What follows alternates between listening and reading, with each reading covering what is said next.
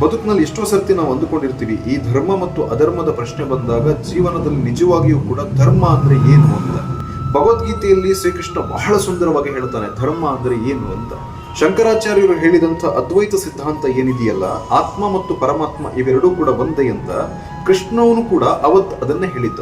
ಅರ್ಜುನ ಕೃಷ್ಣನ ಬಳಿಯಲ್ಲಿ ಧರ್ಮ ಅಂದ್ರೆ ಏನು ಕೃಷ್ಣ ಅಂತ ಕೇಳಿದಾಗ ಕೃಷ್ಣ ಹೇಳ್ತಾನೆ, ಧರ್ಮ ಅಂತಂದ್ರೆ ನಿನ್ನೊಳಗೆ ನೆಲೆಸಿದ್ದು ನಾನು ಪರಮಾತ್ಮ, ಅದರಂತೆಯೇ ಎಲ್ಲರಲ್ಲಿಯೂ ಕೂಡ ಪರಮಾತ್ಮನಿದ್ದಾನೆ ಅನ್ನುವುದಂತೆ ನೋಡುವುದೇ ಧರ್ಮ ಅಂತ. ಅರ್ಜುನನಿಗೆ ಆಶ್ಚರ್ಯ, ಎಲ್ಲರಲ್ಲಿಯೂ ಕೂಡ ಪರಮಾತ್ಮ ಇದ್ದಾನೆ ಅಂತ ನೋಡಿದ್ರೆ ಧರ್ಮ ಹೆಂಗಾಗುತ್ತೆ ಕೃಷ್ಣ ಹೇಳ್ತಾನೆ, ಹೇಗೆ ಎಲ್ಲರಲ್ಲಿಯೂ ಕೂಡ ನಾನಿದ್ದೇನೆ ಅನ್ನುವ ಭಾವದಲ್ಲಿ ನೀನು ನೋಡ್ತೀಯೋ ಆಗ ನೀನು ಯಾವತ್ತೂ ಕೂಡ ಯಾರ ಮನಸ್ಸಿಗೂ ನೋವನ್ನ ಮಾಡೋದಿಲ್ಲ, ಯಾವತ್ತೂ ಕೂಡ ಯಾರಿಗೂ ಕೂಡ ಅನ್ಯಾಯವನ್ನ ಮಾಡೋದಿಲ್ಲ.